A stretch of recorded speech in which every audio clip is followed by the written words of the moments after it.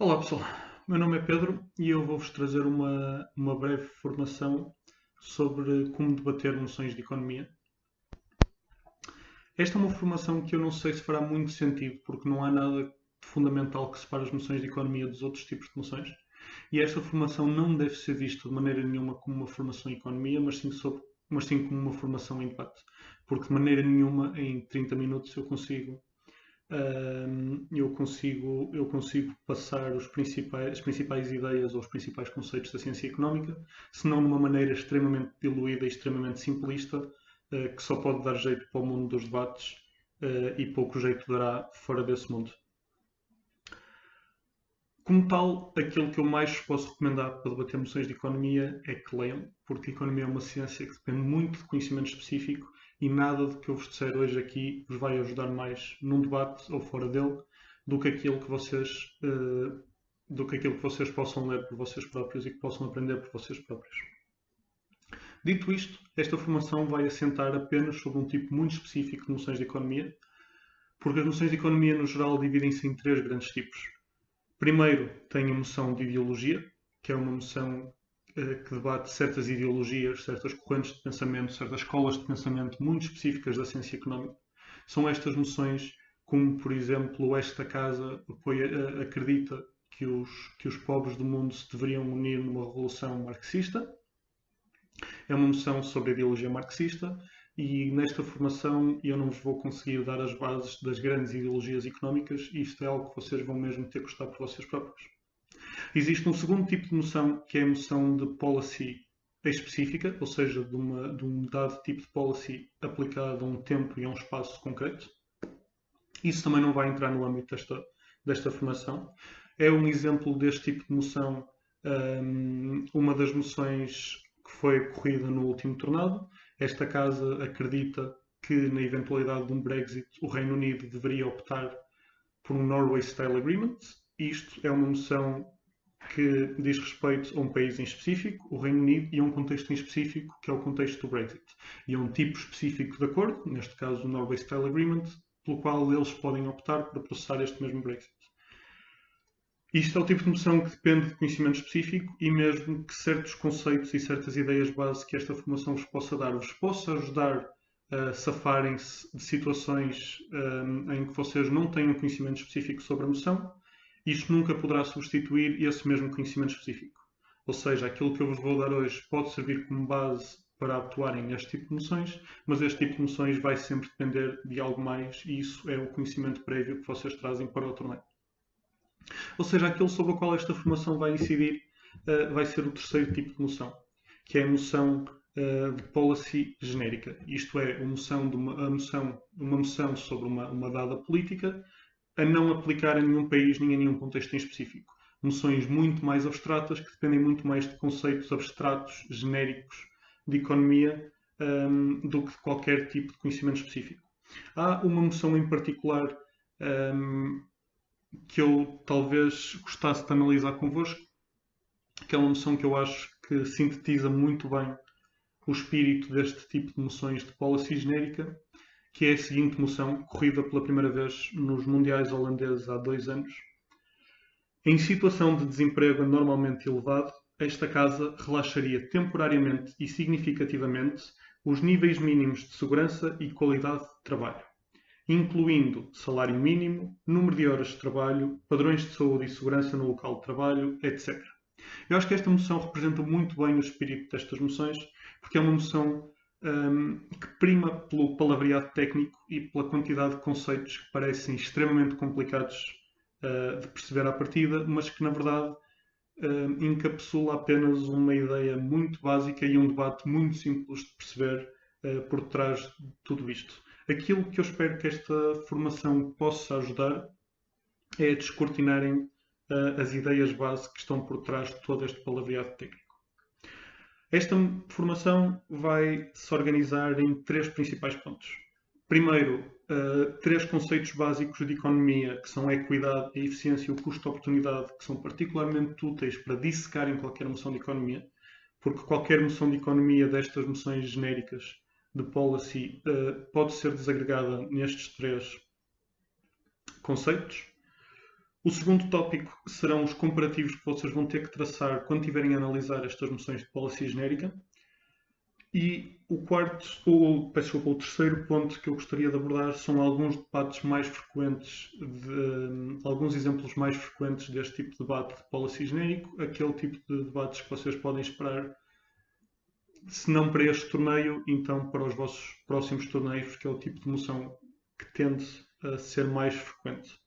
No final podemos fazer um breve resumo sobre isto tudo e talvez voltar a esta noção que eu acabei de vos apresentar como aquele que eu considero ser o principal exemplo da noção de policy genérica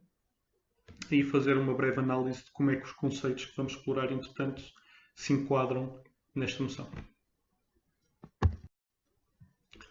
Começando pelo primeiro ponto, é importante, antes de mais, definir muito bem qual é que é o objetivo da economia e, como tal, definir qual é que é o objetivo de qualquer noção de economia. O objetivo da economia, em termos, novamente, muito redutores, muito simplistas, é maximizar a utilidade, ou a felicidade, ou a riqueza. Geralmente, em economia, estes três termos, ainda que não devessem ser, são usados com a mesma finalidade demasiadas vezes. Geralmente o termo mais apropriado será a utilidade. É um termo muito pouco definido, mas muito próximo desses conceitos de felicidade e de riqueza que eu apresentei a seguir. O objetivo da economia é maximizar a utilidade do maior número de pessoas possível, ou seja, maximizar a utilidade geral. Em termos muito simples, é fazer o maior número de pessoas o mais feliz possível. Existem dois principais caminhos que a ciência económica costuma apresentar para maximizar a utilidade das pessoas num dado sítio e num dado espaço perante um dado problema. Este problema é sempre o mesmo problema em economia, que é o problema da escolha, que é as pessoas têm muitas necessidades, desde as mais básicas, como sejam a alimentação, a saúde e a segurança, até aquelas mais complexas e as necessidades consideradas não básicas, como sejam a necessidade de diversão, do lazer, da arte. E existem dois principais caminhos para uma sociedade, para uma economia, ir de encontro a estas necessidades. O grande problema da economia é que existem infinitas necessidades, as pessoas têm infinitos desejos a serem cumpridos e não existem meios suficientes para o fazer. Ou seja, a economia é uma ciência de escolhas e para satisfazer uma qualquer necessidade é sempre necessário fazer uma escolha em detrimento de outra. Este é o conceito básico de economia, que é o conceito de custo-oportunidade, que é muitas vezes sumariado na dita máxima económica, que é a máxima de que não há almoços grátis. Quer isto dizer que qualquer escolha, por mais gratuita que possa parecer, pressupõe sempre uma perda de algo mais. Mesmo que alguém me ofereça um almoço grátis, e esse almoço grátis é sempre tido à conta de tempo que eu poderia estar a despender de outra qualquer forma. O custo de oportunidade é esse conceito básico de economia que nos diz que qualquer escolha pressupõe sempre abdicar de uma outra escolha. Se eu, enquanto governo de um dado país, aprovar um plano de 30 milhões de euros para construir um novo hospital ou um novo centro de saúde, isso não quer dizer, e esses 30 milhões de euros terão obrigatoriamente a ser canalizados para a construção dessa unidade de saúde, quando poderiam estar a ser canalizados para responder a outras necessidades, ou de segurança, ou de educação, ou de lazer. Haveria sempre outras infraestruturas ou outros programas públicos para o qual esse dinheiro poderia estar a ser canalizado em vez desse hospital. E esse custo de oportunidade que não foi tomado, é o chamado custo de oportunidade. Mas tendo em conta este objetivo, a economia, sendo uma ciência de escolhas e sendo uma ciência de apurar a escolha correta, tem duas principais vias para chegar a esta finalidade, que é a finalidade da utilidade máxima. São essas duas vias a equidade e a eficiência. Há falta de tempo para explorar mais a fundo estes conceitos e eu vou definir a equidade como sendo a distribuição justa e a eficiência como sendo a distribuição máxima. Quer isto dizer que geralmente a economia tem duas vias para resolver um dado problema. O primeiro é pegar no bolo total que é a economia de um país, que é toda a riqueza que esse país tem, todos os recursos que esse país tem, e tentar resolver a questão de como distribuir esta riqueza. Ou seja, pegando no bolo todo, que fatia é que deve ser alocada a cada pessoa da forma mais justa e mais produtiva possível. O problema da eficiência é o problema de como fazer crescer o bolo. Uma economia profundamente eficiente é a economia que maximiza os seus recursos, ou seja, a economia que maximiza a sua produção. A economia extremamente equitativa é a economia que pode não ter uma eficiência tão grande, pode não ter um bolo tão grande, mas no qual esse bolo está o mais bem repartido possível. Importa aqui fazer um parênteses. A equidade não é de todo igual à igualdade. Ou seja, a igualdade seria a distribuição igual, seria a distribuição perfeitamente harmónica, em que a cada indivíduo era atribuída uma fatia igual à de qualquer outro indivíduo. A equidade não pressupõe isso, ainda que não possam ser equivalentes em várias situações. A equidade pressupõe a distribuição justa, ou seja, pressupõe que a cada indivíduo lhe seja alocada a fatia que ele merece, sendo que, novamente, este critério de mérito é altamente discutível. Na base da equidade encontra-se um outro conceito muito importante em economia, que é o conceito dos rendimentos marginais decrescentes. O que os rendimentos marginais decrescentes nos diz é que a utilidade, ou a felicidade de um indivíduo que recebe 500 e passa a receber 1000, e este aumento de utilidade do patamar dos 500 para o patamar dos 1000 é muito maior do que seria o aumento da utilidade de um indivíduo que estava no patamar de 1 milhão e que passa para o patamar de 1 milhão e 500. Um indivíduo que receba 1 milhão de dólares e que passa a receber 1 milhão e 500 dólares não nota grande diferença, ou não nota nenhuma diferença na sua utilidade, não nota nenhuma diferença na sua felicidade, e esses 500 dólares a mais, por mês, por ano, o que quer que seja, não vão ser significativos na sua felicidade. Pelo contrário, um indivíduo que só esteja a receber 500 e que duplique o seu rendimento irá ter uma utilidade muito maior, e isto irá fazer uma diferença estrutural na sua vida. É por isso que muitas vezes a eficiência e a equidade, no contraste entre a opção que prima pela eficiência e a opção que prima pela equidade, aquela que possa parecer mais intuitiva, que é aumentar o tamanho do bolo, ou a eficiência, pode nem sempre ser a melhor, a mais útil, que pressupõe mais utilidade e mais felicidade para a comunidade como um todo, porque de pouco adianta passar a riqueza de uma nação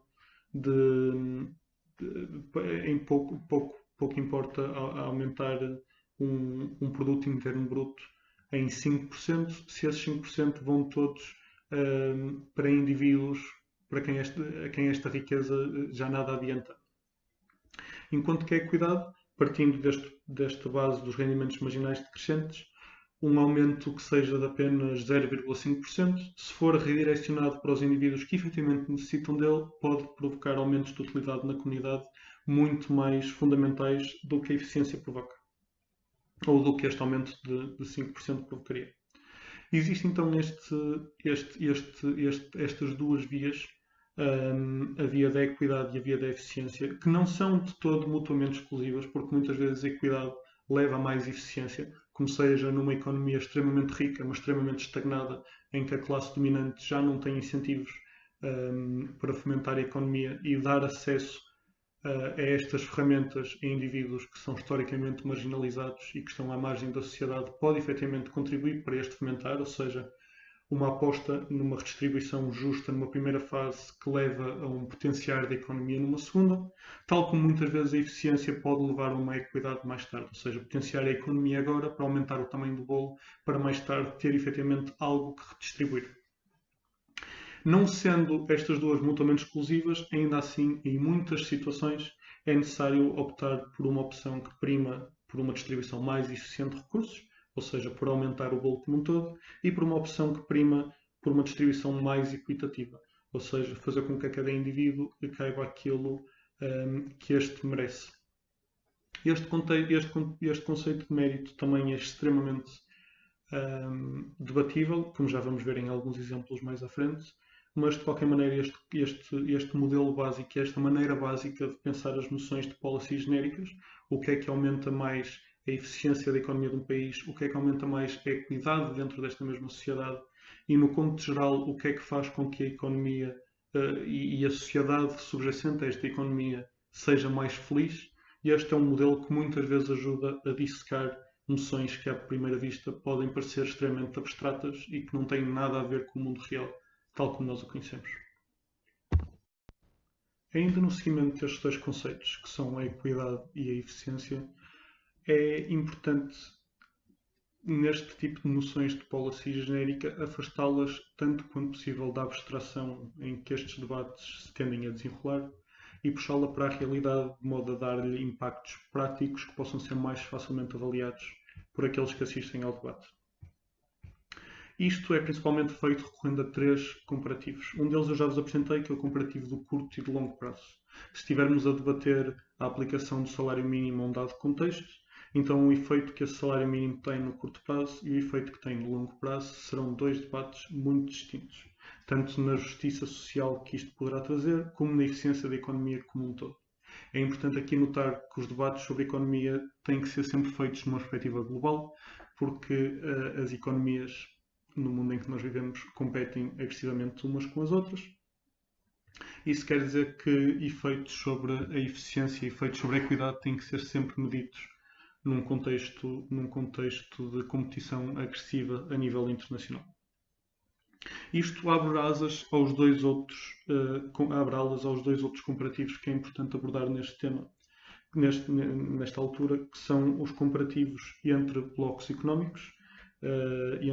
entre as economias ditas desenvolvidas e as economias em desenvolvimento, e depois, mesmo dentro desses mesmos blocos, o comparativo entre diferentes países. O que eu quero dizer com isto é que debater uma mesma moção, mas tentar aplicá-la a um contexto de uma economia desenvolvida e ao contexto de uma economia de desenvolvimento pode muitas vezes produzir contextos extremamente dispares em que as soluções não são de todo as mesmas. Debater a aplicação de um rendimento básico e condicional, já vamos, é isso mais à frente, numa economia como seja a economia da Suíça, e debater a sua aplicação numa economia como seja a economia do Sudão, produzem dois contextos extremamente diferentes. Muitas vezes, se um debate de policy genérica abrir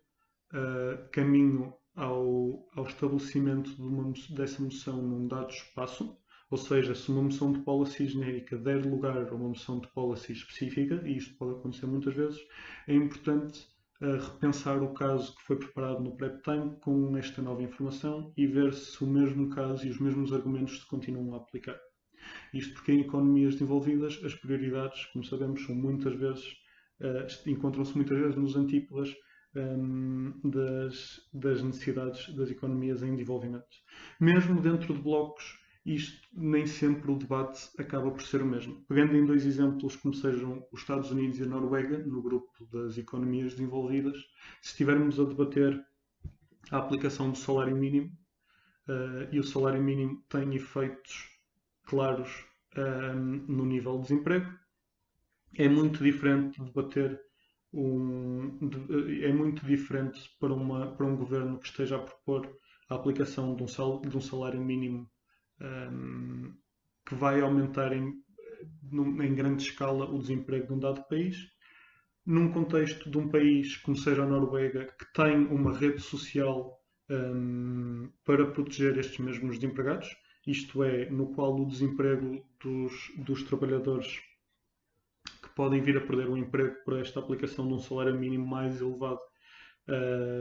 está salvaguardado, ou seja isto através de acesso à saúde, seja através de acesso a uma série de outros instrumentos sociais que permitem a sua subsistência, ou debater isto numa moção dos Estados Unidos em que o acesso à saúde não está salvaguardado, em que o acesso ao ensino para melhorar as perspectivas de emprego também é muito mais difícil do que seria na Noruega, e onde uma série de outros instrumentos sociais, seja por questões burocráticas, seja por questões de impossibilidade de acesso, se torna muito mais difícil a vida de um indivíduo que se veja relegado a uma situação de desemprego. Estes três comparativos, o comparativo do curto e longo prazo, o comparativo dos diferentes blocos económicos e dos diferentes blocos de desenvolvimento nacional e o comparativo das situações específicas dos países, são comparativos que podem ser muito importantes de aplicar nas vossas moções quando estiverem a debater moções de policy genérica. Novamente chamo atenção para o facto das moções de policy genérica, ainda que muitas vezes formuladas com boas intenções, abrirem elas a debates completamente dispares, dependendo do contexto que as equipas acabem por aplicar nesse mesmo debate. Na moção que nós vimos anteriormente, em situações de emprego normalmente elevado, esta casa relaxaria temporariamente e significativamente os níveis mínimos de segurança e qualidade de trabalho. É certo que é muito diferente relaxar estes padrões num país que tenha padrões muito elevados e num país que tenha padrões muito baixos. Também é muito diferente fazê-lo num país onde os custos de trabalho sejam muito elevados e num país onde os custos de trabalho sejam muito baixos. É muito diferente fazê-lo num país com um tecido empresarial muito forte e num país com um tecido empresarial muito fraco.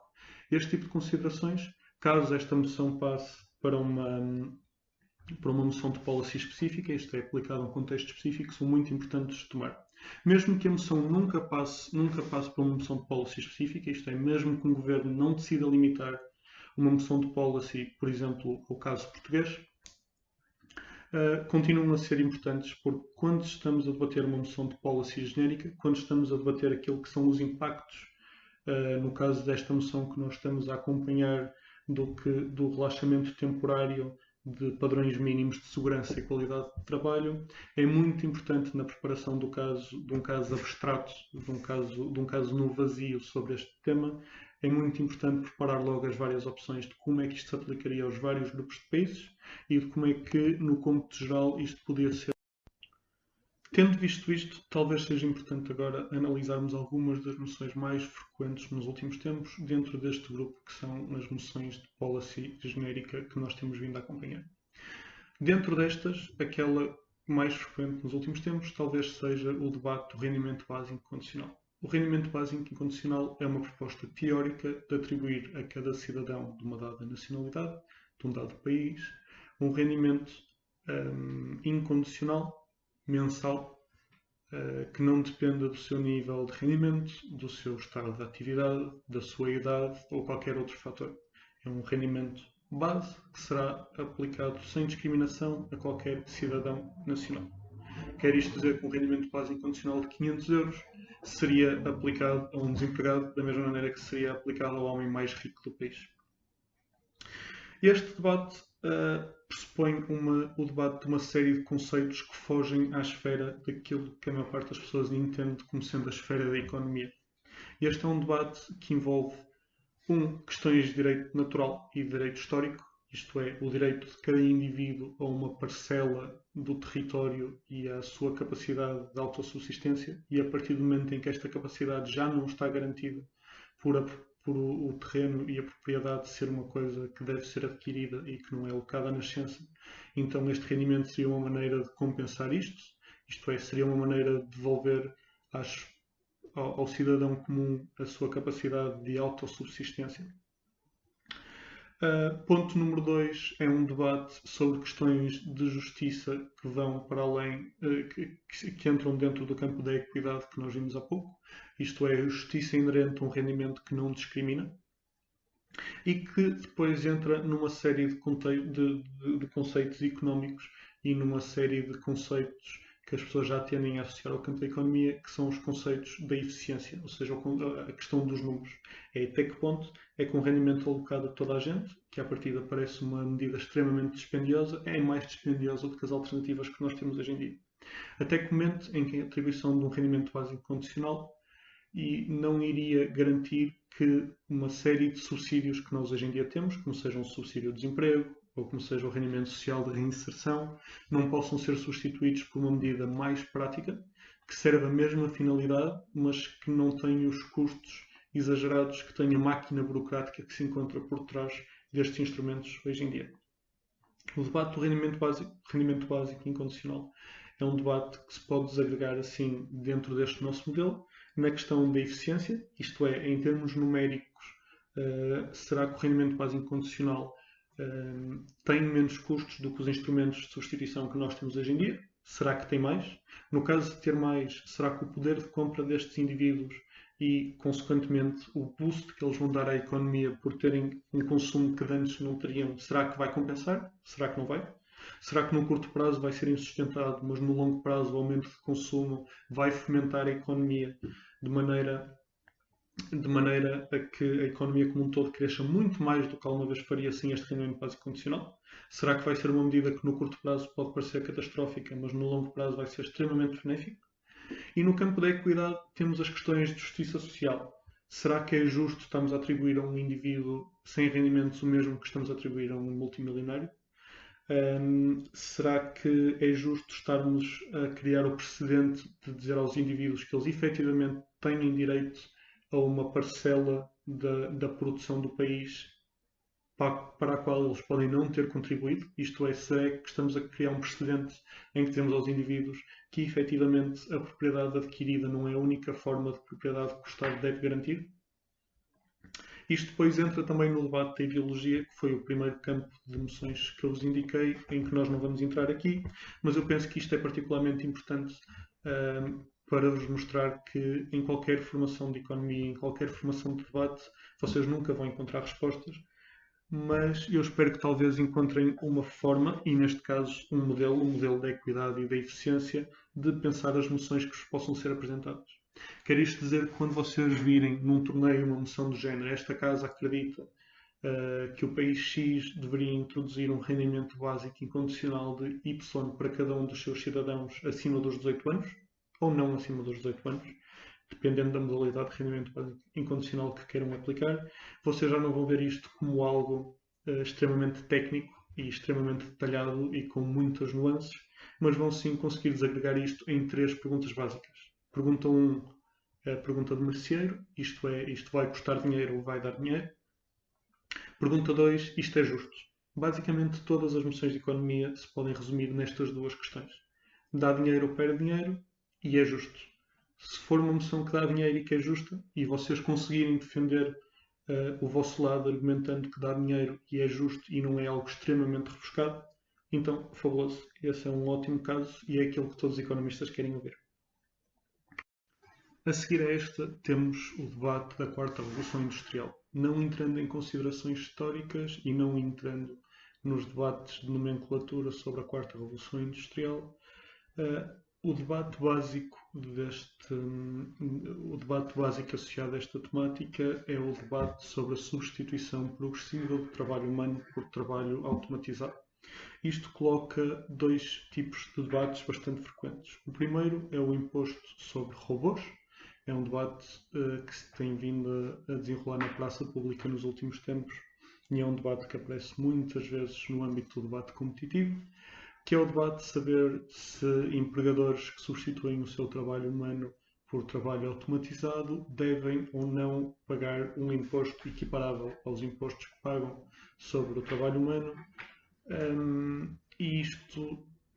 acaba por ser não só o debate da eficiência, sendo que muitas vezes este debate vem acompanhar o debate do rendimento básico condicional, isto é, muitas vezes é debatido se este imposto deve ser implementado ou isto se encontra logo na moção, ou então isto costuma ser uma das primeiras propostas a aparecer no debate. Este imposto, sendo implementado, pode ser usado para financiar o rendimento básico condicional, ou seja, perante a inevitabilidade da substituição do trabalho humano por trabalho automatizado, então pelo menos vamos taxar este trabalho automatizado para financiar as pessoas que já não têm capacidade de desenvolver o trabalho que vinham a desenvolver. Aqui acaba por se conciliar um pouco o melhor dos 2 mundos, talvez. Temos a eficiência de um trabalho menos falível e temos a justiça social de não comprometermos a capacidade dos indivíduos de autossubsistir. Para além disso, ainda há outro debate que eu gosto particularmente, foi um debate que apareceu na última edição do Tornado, que é o debate do ludismo, que é o debate do e se isto não for uma inevitabilidade. O ludismo é um movimento que se baseia na destruição organizada de máquinas de produção, ou seja, é o debate sobre o ser humano não autorizar ou contestar esta substituição do seu trabalho por um trabalho mais automatizado, destruindo as máquinas de produção. Novamente, como na maioria das moções de policy genéricas, isto é um debate que não se desenrola só no campo dos números e no campo da produção, é um debate que se desenrola também no campo moral. Isto é, até que ponto é que existe um direito do ser humano ver o seu trabalho completamente atirado pela janela, ver o seu direito ao trabalho ser negligenciado e até que ponto é que o ser humano tem direito de se organizar em protesto que pode ser um protesto violento e até que ponto é que o ser humano tem o direito de destruição da propriedade privada se for com esta mesma finalidade. Por último, há ainda o debate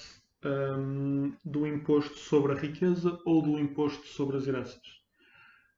Como sabem, a maneira de taxar a propriedade privada hoje em dia é o imposto sobre rendimentos. Isto deve-se principalmente... Bem, isto deve-se a duas principais razões. Ponto número 1, porque é muito mais fácil taxar rendimentos que são fluxos muito mais facilmente verificáveis do que a riqueza, que é uma coisa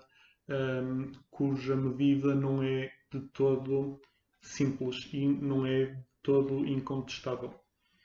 Há uma série de ativos, como sejam antiguidades, como sejam quadros, como sejam casas, como sejam carros, cuja valoração é muito difícil e taxar riqueza no lugar de rendimentos é extremamente complicado. Ainda assim, existe ainda outra defesa para o imposto sobre rendimento no lugar do imposto sobre a riqueza, que é que a riqueza de uma pessoa, isto é, que o rendimento de uma pessoa mede aquilo que ela efetivamente produz e aquilo que será o principal ditame do seu estilo de vida e que deve ser este rendimento e deve ser aquilo que está acima de tudo dentro do controle da pessoa que deve ser taxado e não a riqueza. O imposto sobre a riqueza tem também uma série de grandes atrativos e é isso que tem feito com que ultimamente seja algo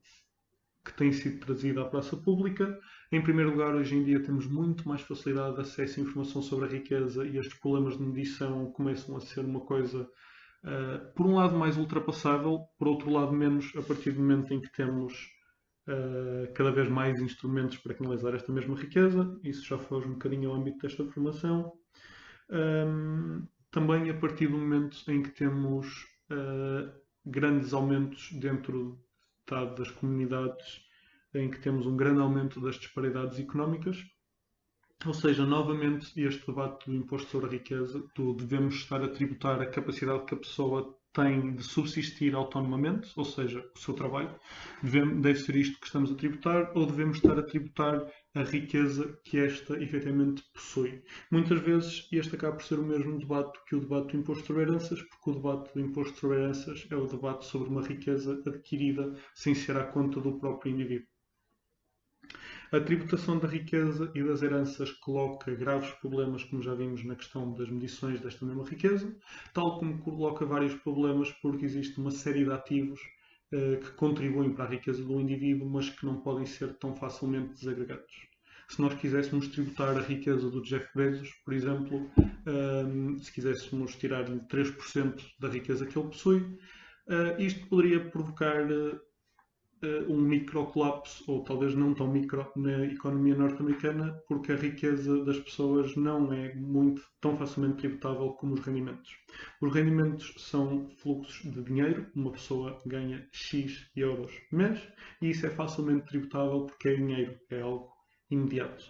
A riqueza é algo que muitas vezes está cristalizado em instrumentos que não são tão facilmente tributáveis. Neste caso, a riqueza do Jeff Bezos encontra-se principalmente sob a forma de ações. E se quiséssemos tributar no valor dessas ações, ele não teria dinheiro para tal, e ele teria que vender as ações para ter dinheiro para pagar esse mesmo imposto, e isso poderia provocar um micro colapso.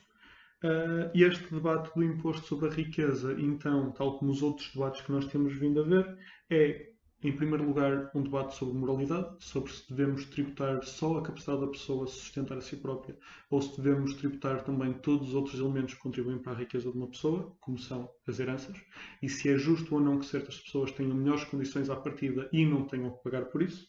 Segundo, é um debate sobre eficiência económica, porque se estivermos a tributar riqueza, como vimos no caso de Jeff Bezos,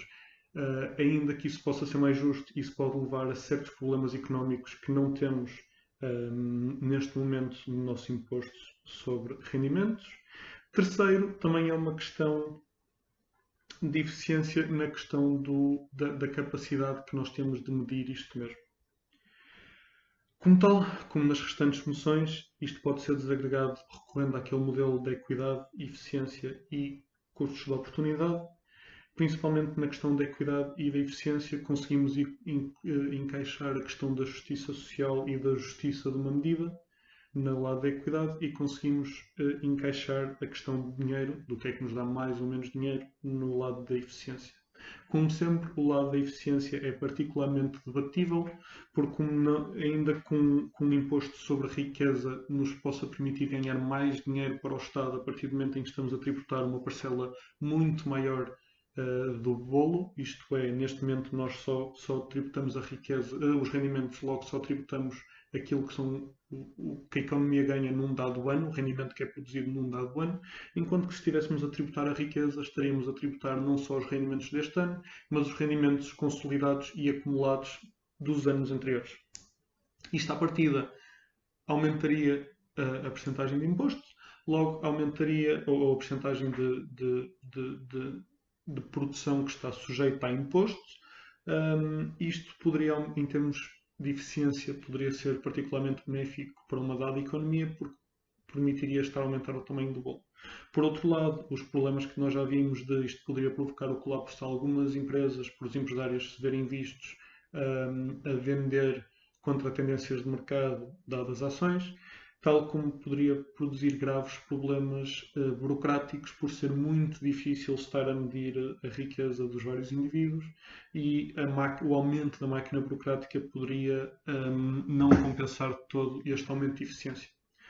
Isto serve novamente para exemplificar que em noções de economia a questão da equidade geralmente é fácil de discutir por ter impactos particularmente simples de constatar, isto é, no caso do imposto sobre a riqueza versus imposto sobre rendimentos, o debate da equidade prende-se muito no campo do é moralmente justo tributar os indivíduos apenas por aquilo que eles podem controlar, ou seja, se eu fosse filho de um milionário eu não estaria a ser... não me estaria a ser imputada uma responsabilidade pela riqueza do meu pai, estaria-me a ser apenas imputada uma responsabilidade pelos meus próprios rendimentos por aquilo que eu tinha conseguido. Por outro lado, temos a questão da justiça social mas se eu não sou responsável por esses rendimentos, então quem é? Porque se eu tenho melhores condições à partida, então à partida deveria ser eu que deveria estar a pagar por essas melhores condições e não os restantes que não tiveram essas mesmas condições. Neste caso, o debate é particularmente fácil de ver. Temos de um lado a justiça social das condições à partida, temos no outro lado a justiça social da autodeterminação. No campo da eficiência é muito mais complicado porque vai ter que ser a vossa capacidade argumentativa a servir para vos defender que ou o bolo é maior ou o bolo é mais pequeno. E aqui, não estando novamente numa moção de policy específica em que, através do vosso conhecimento específico, vocês conseguem mostrar mesmo como é que isto se processa, sendo uma moção de policy genérica, é muito mais complicado medir estes impactos e, dependendo do contexto que vocês trazem a lume, vocês podem ter uma tarefa muito mais fácil ou muito mais difícil para defender o vosso lado da bancada. Ou seja, um pouco em jeito de resumo, aquilo que nós temos é: as noções de economia vão sempre poder ser encaixadas em três grandes tipos. Noções de ideologia, que vão depender do vosso conhecimento prévio. Noções de ações específicas, que vão depender do vosso conhecimento prévio. Ou noções de ações genéricas, debates genéricos sobre conceitos de economia, que vão depender do contexto que for aplicado no vosso debate, mas para o qual existe um modelo no qual vocês podem catalogar os vossos vários argumentos e que pode ajudar a dissecar noções que à partida pareçam particularmente complexas. Esse modelo é o modelo de tentar desagregar os vossos debates em debates que vão atacar a noção através das duas vias pelas quais a economia geralmente desenvolve a sua atividade, que são a via da equidade ou da justiça social e a via da eficiência ou da produtividade económica. A equidade geralmente é mais preto e branco, é mais fácil discernirem, é mais fácil discernir os argumentos que ambas as bancadas podem apresentar. Não quer dizer que seja fácil encontrar aquele que melhor defende o seu lado, ou seja, não é tão fácil dizer à partida qual dos dois é que tem o argumento mais convincente. Ambos os lados de uma bancada podem defender muito bem que o seu lado é aquele que contribui para uma melhor justiça social, novamente recorrendo aos comparativos de curto e longo prazo ou de economias desenvolvidas em desenvolvimento. Mas ainda assim costuma ser mais fácil ver qual dos lados e quais argumentos é que cada lado pode recorrer para defender essa mesma justiça social. Por outro lado, temos o lado da eficiência, que é o lado dos números, é o lado da produção, é o lado de o que é que leva a mais. Muitas vezes, em moções de economia, vocês vão se ver